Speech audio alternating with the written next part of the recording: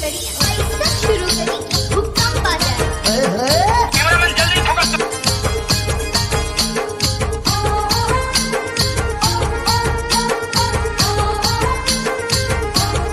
DJ Semlal मिसल दहेरा वाले।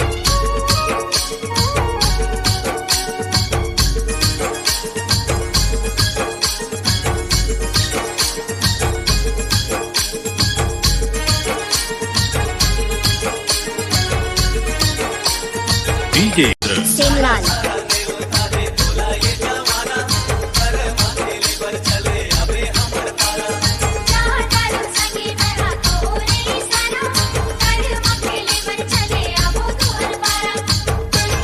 आप सुन रहे हैं सेमलाल का मिक्स किया हुआ गाना।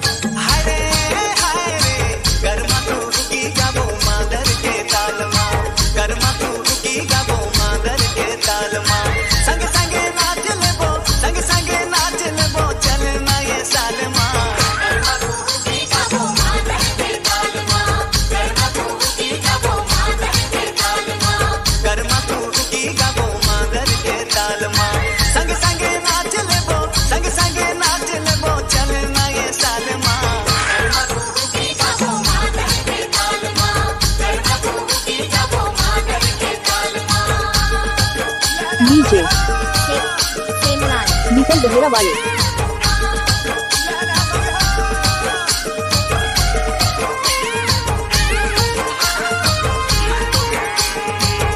नाचा रे कैमरामैन जल्दी फोकस। माझे माझे अखरामा कर्मा के डारवो एकादशी भादों के हमर ये डीजे सेमलाल मिसल दहेरा वाले।